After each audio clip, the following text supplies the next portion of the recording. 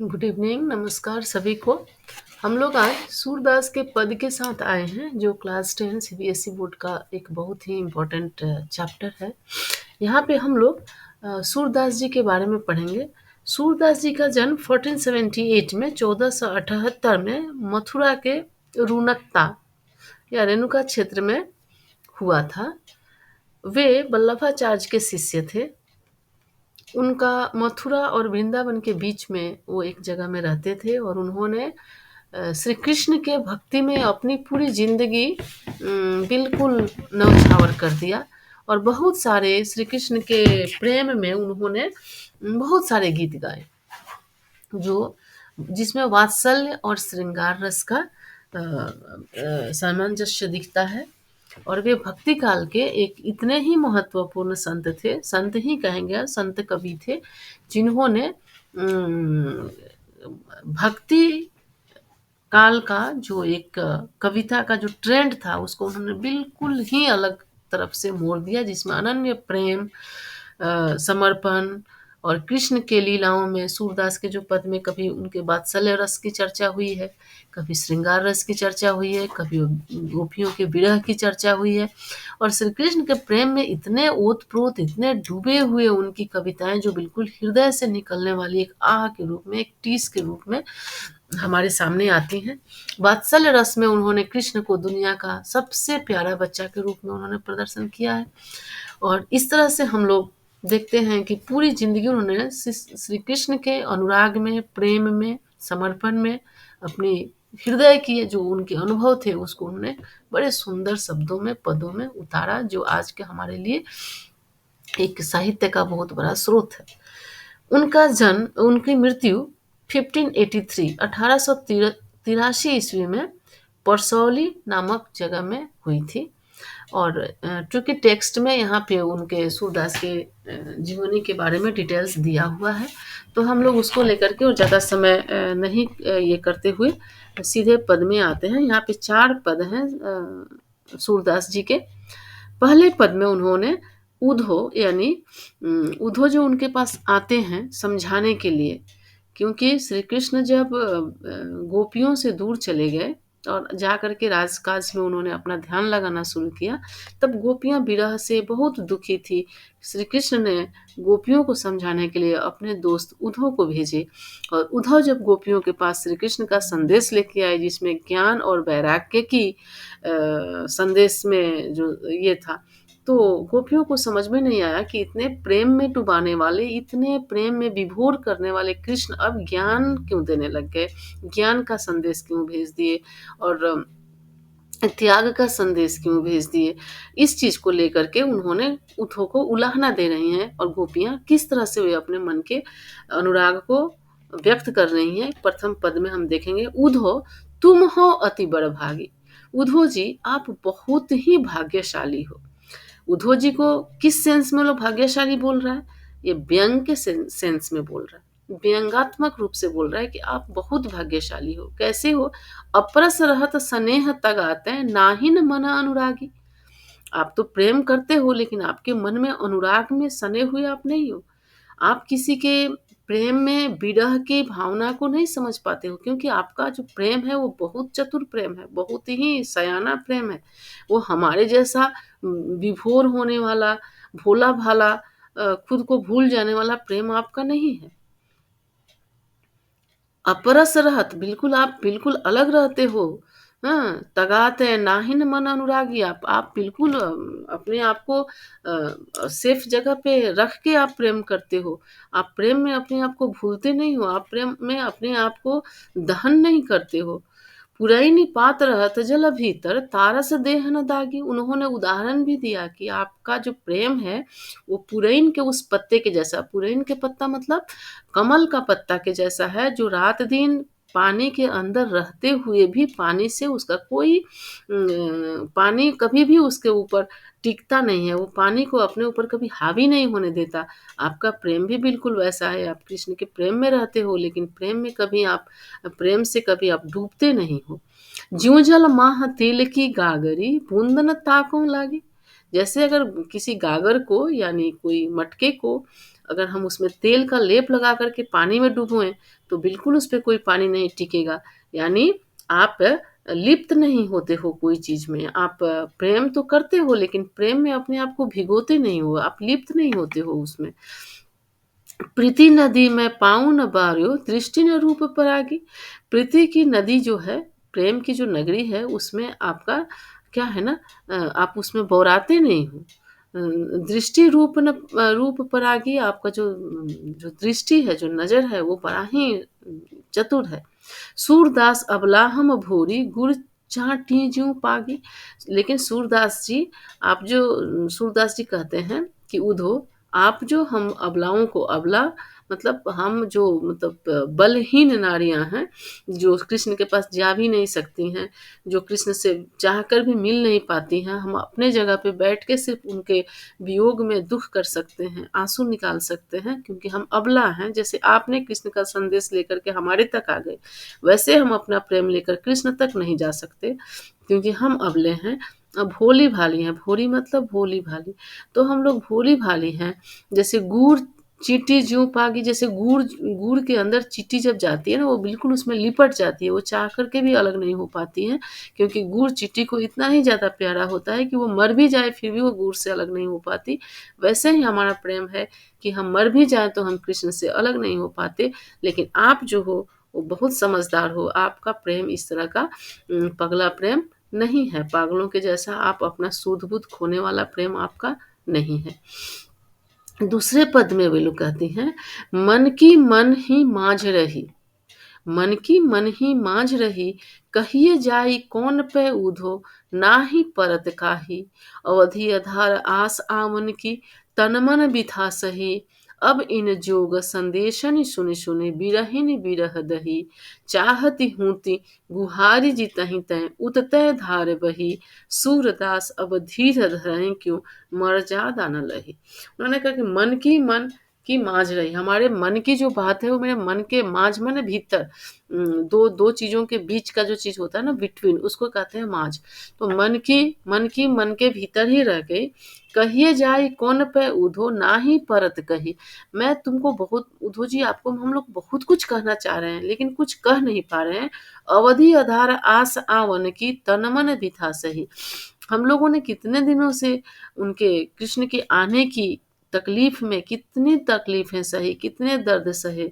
अब इन जोग संदेशन सुनि सुनि, बिरहिन बिरह दही। लेकिन अब कृष्ण तो नहीं आए, उनके ज्ञान और जोग के संदेश, त्याग और जोग के संदेश को, ज्ञान के संदेश को सुन सुन के हमारे अंदर का जो विरह विरह है, विरह माने वियोग का जो दर्द है, वो और ज्यादा शरीर को जलाने लग गया है, कि हम जिसके लिए सुध बुध खो दिए, जिसके लिए हमने अपने प्राणों तक को न्यौछावर करने की ठान ली, वे आज हमको ज्ञान का संदेश देने के लिए भेजे हैं। चाहती हूँ ती गुहारी जी तहीं ते, उततै धार बही। चाहती हूँ ती गुहारी जी तहीं ते, उततै धार बही। सूरदास अब धीर धरहि क्यों, मर जा दाना लही। सूरदास बोले कि हम लोग जितना, गोपियां कहती है कि हम जितना अपने आप को संभालने की कोशिश करते हैं, हमारा धैर्य उतना ही टूटता जाता है। और सूरदास कहते हैं कि अब धीर धरने का, यानी धैर्य रखने का और मर्यादा के सीमा में रहने का हमारे पास ताकत नहीं है। हम मर्यादा खो चुके हैं, हम कृष्ण के वियोग में बहुत ज़्यादा दुखी होकर के हम अपने धैर्य को भी खोते जा रहे हैं। हाँ, तीसरे पद में कहते हैं, हमारे हरि हारिल की लकरी, मन क्रम बचन नंद नंदन उर, यह दृढ़ करी पकरी। जागत सोवत स्वप्न दिवस निसी, कान्ह कान्ह जकरी। सुनत जोग लागत है ऐसो, ज्यों करुई ककरी। सू तो व्याधि हमहु ले आए, देखी सुनी न करी। यह तो सूरति नहीं ले सौंपो, जिनके मन चकरी। इसमें उन्होंने उदाहरण दिया है, उनका प्रेम और कृष्ण के साथ जो संबंध है उसके बारे में उन्होंने किस चीज से तुलना की है। एक जो ग्रीन पिजन होता है ना, उसको यहाँ पे बोला है हरिहारिल। एक एक जाति है पंछी का, जो अपने पैरों में हमेशा एक लकड़ी को कस के जकड़ के पकड़ा रहता है।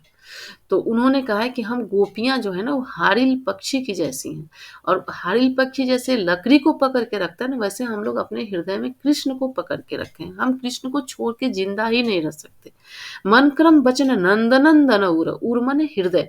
हमारे मन में, क्रम में, वचन में नित्य दिन रात कौन है? नंद के नंदन। नंद जी थे, उनके पुत्र यानी श्री कृष्ण नंदन है। नंद के नंदन हमारे हृदय में है।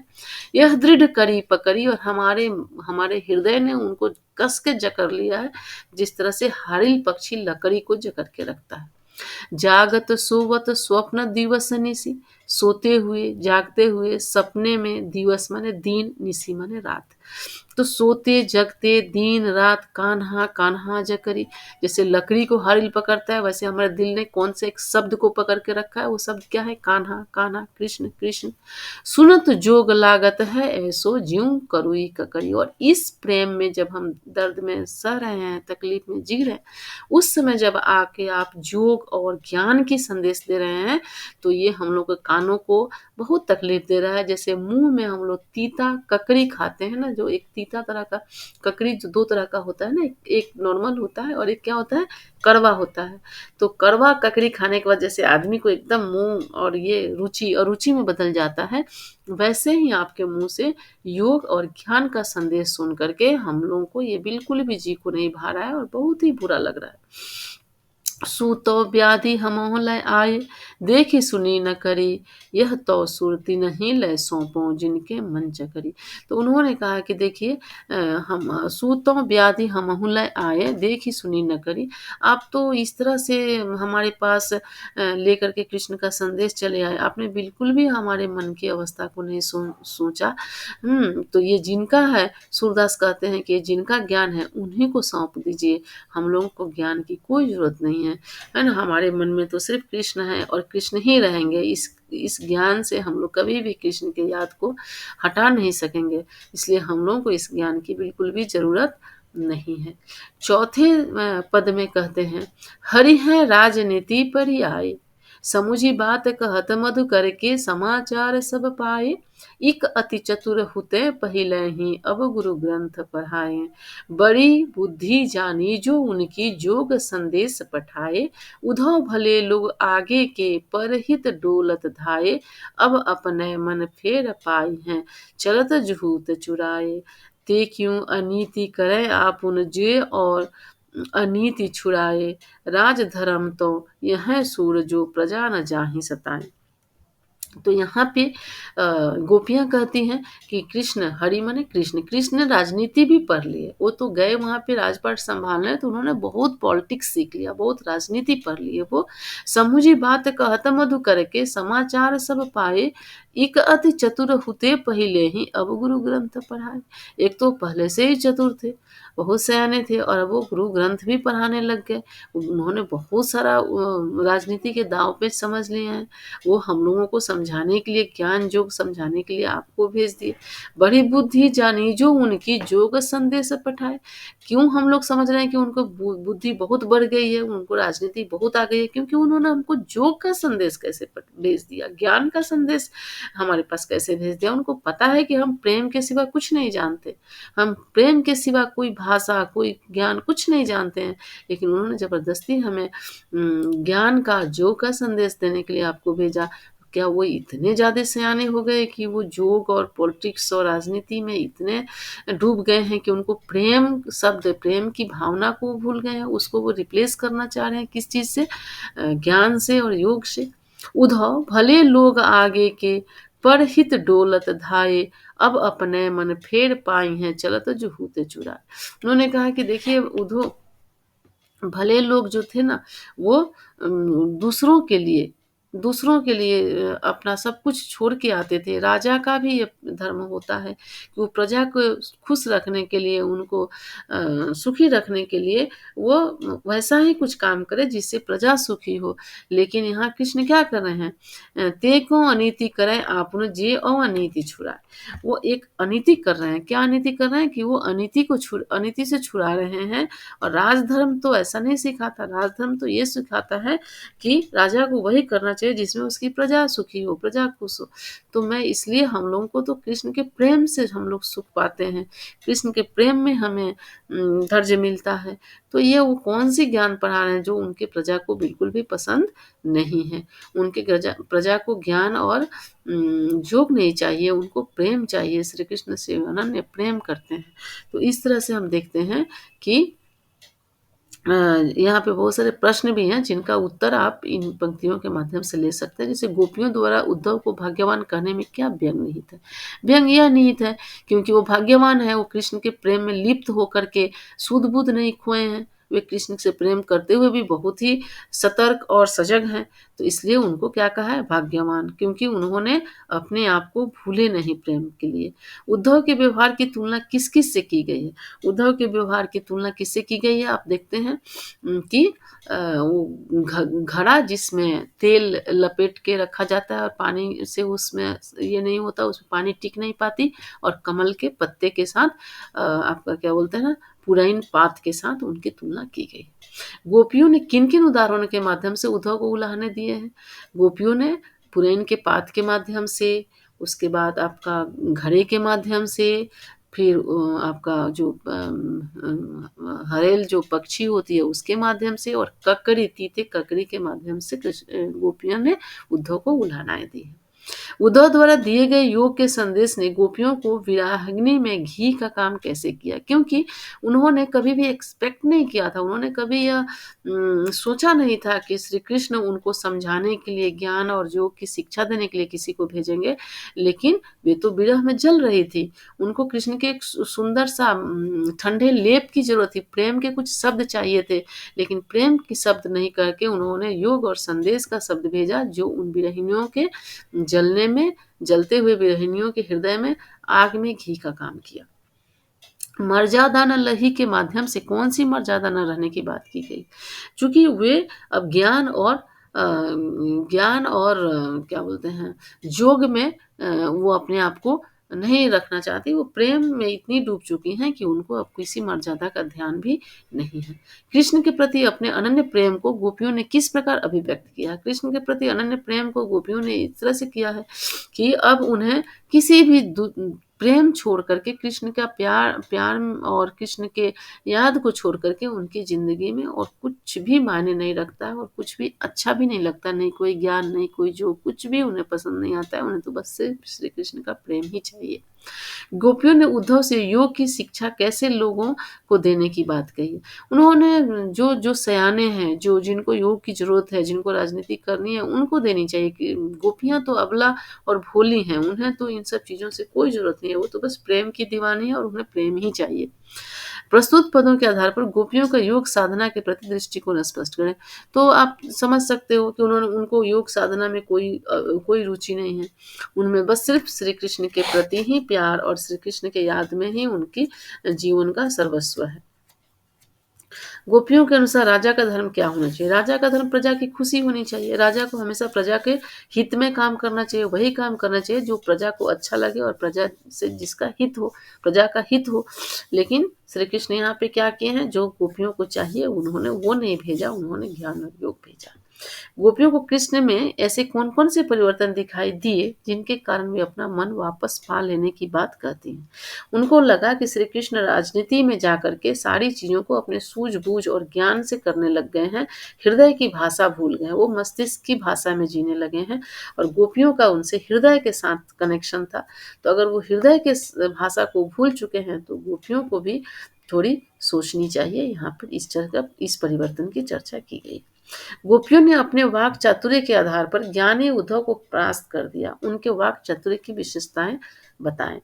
चूँकि गोपियों ने अपने कोई वाक्य चतुर नहीं किया है, उन्होंने अपने हृदय के भाव को बड़े ही तर्कपूर्ण तरीके से पेश किया है। उदाहरण भी उन्होंने वैसे ही दिया है कि वे जो हैं उद्धव को उनके श्री कृष्ण के भेजे हुए संदेश, जो ज्ञान और वैराग्य का और ज्ञान और योग का जो संदेश है, वो उनको बिल्कुल भी नहीं भाया, और उस संदेश से उन्होंने वो आग में घी का काम किया, और उनके हृदय की जो व्यथा थी उसको उन्होंने इतने अच्छे तरीके से व्यक्त किया, जिसमें उनका वाक् चातुर्य अपने आप ही स्पष्ट दिखाई देने लग गया।